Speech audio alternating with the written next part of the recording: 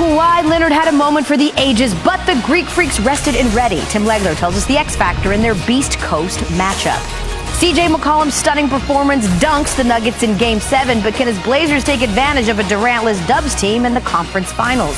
Plus, a day before the draft lottery, we'll take you back to where Zion's journey started and where he could end up next. I'm a guy that acts like I've been there before, so whenever it's like a moment where I haven't really experienced, I'll probably try to show some emotion.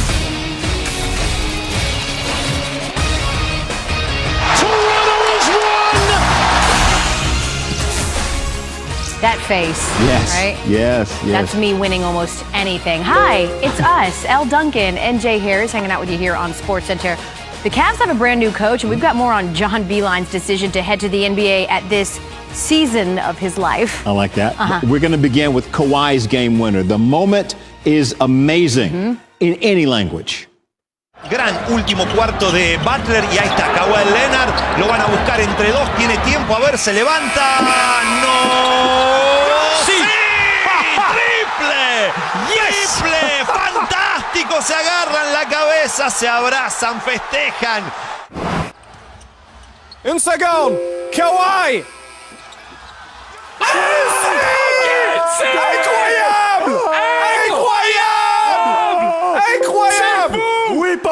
Oui, papa!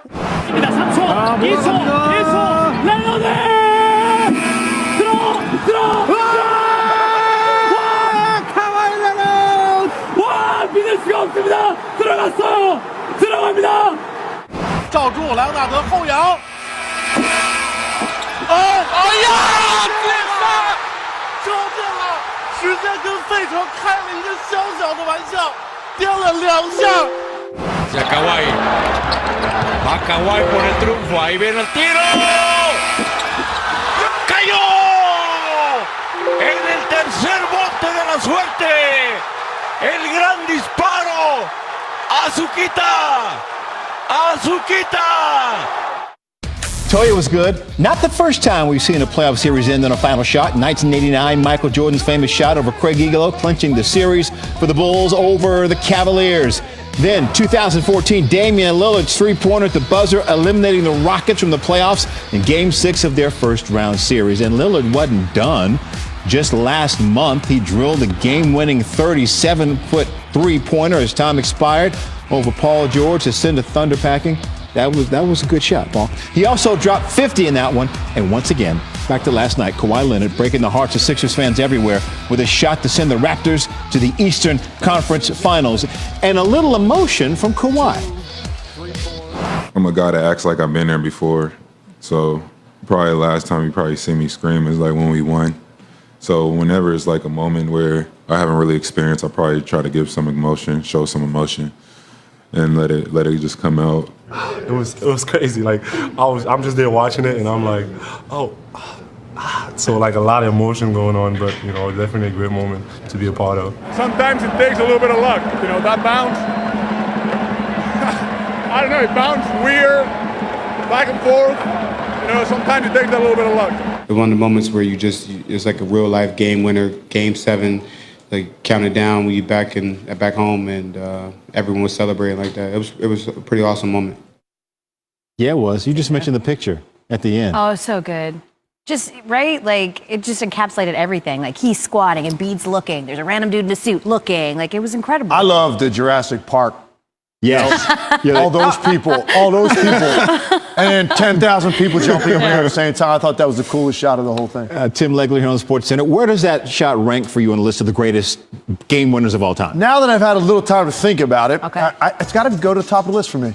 Really? Top of the list. Now, there have been some other ones that were late game shots that I will remember also, even from some when I was growing up and some of the teams that I loved. But for me, the drama of this bounce, right? So this thing playing Blinko like Price is Right, and then finally dropping through with what's at stake, and that's a walk-off. Yeah. There are no more shots, no more plays. So final shot of the game, to me, that's got to go to the top of the list. I'm never going to forget where I was when that happened. I remember where I was. I was Same here. Game of Thrones. And then I Thrones, was like, wait, what happened? The problem is that the all-time... Guilty as charged. Exactly, guilty as charged. 20 million other people, too. All-time moments, highest of highs, right? Being on the wrong end of them, though, kind of the pits. And the Sixers certainly feeling the sting of what could have been. If the indelible moment for Raptors fans was Kawhi surrounded by his team, for Sixers fans, it's always going to be this. Joel Embiid in the tunnel, bawling, and then trying to make sense of it afterwards. You know, a lot of things go through your mind, and it sucks. I don't know. I can't explain it. It just sucks. It doesn't come down to that one shot, but it stinks that one shot is really how it ended it for us. You know, we haven't been together for a while with this group, but there's a lot of potential. I'm not worried about none of that right now. We just got through losing. I don't want to talk about nothing else except for basketball. They got through losing. They headed back to Philly. Of course, today is exit interviews. Just a few minutes ago, earlier today, happening in the locker room, J.J. Redick speaking about this season and the outlook of this team. It's one of the stranger years of my career, actually. Even just going all the way back to training camp. You hit it on the head. I mean, Brett talks about it all the time, but there really were three versions of this team. And the third version didn't get a lot of Joel Embiid after the All-Star break. For Joel and for Ben, what maturity, growth did you see in those two? As Jimmy said yesterday, those guys have chances to be some of the all-time greats in the NBA, and they're both smart enough and talented enough that they're going to figure things out. And they're scary good as it is right now, and there's even more room to grow for them. And definitely excited about the future for those guys, and proud of their growth thus far.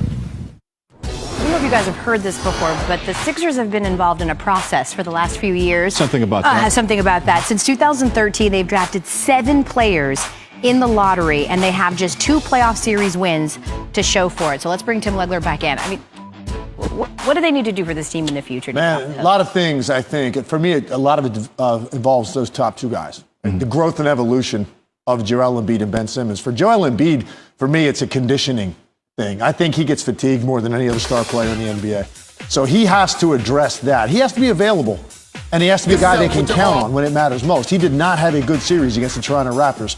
And I know he had an upper respiratory infection that contributed to it. He's also had issues dealing with his knee. But the bottom line is you have to be the guy that elevates your game when your team needs it most, because there are other guys on that roster not capable of it. If you have those kind of physical tools, you've got to be counted on. So he needs to address that. Ben Simmons needs to learn how to be a threat outside of 6 to 8 feet from the rim, period.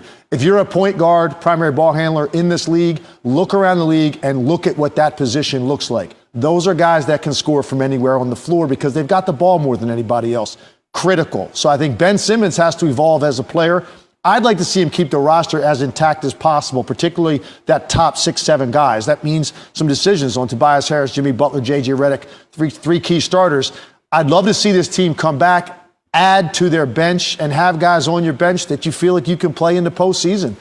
Because, again, I say, what's the point if you have guys, you're 8, 9, 10 deep in the regular season. If you get to the postseason, you feel like you can't trust those guys on the floor, then you need to upgrade those positions. So there's a lot of things they need to do. And also, I think their offense needs to be more about Embiid in the post, in the paint, be dominant, so they have something to go to that's consistent, not watch him just float around on the perimeter at key times. So there's a lot of things they can address, but the talent certainly is there. Yeah, they're good. Running back, see what we can do. Leave that alone for a sec. This story developing today. The Cleveland Cavaliers hiring University of Michigan John Beilein as their new head coach. Our Adrian Wojnarowski reporting Beilein's contract is for 5 years. He's considered the NBA before Beilein has, having detailed discussions with the Magic and the Pistons last year before deciding to return to Michigan. As you would imagine, lots of reaction to this Cavs move.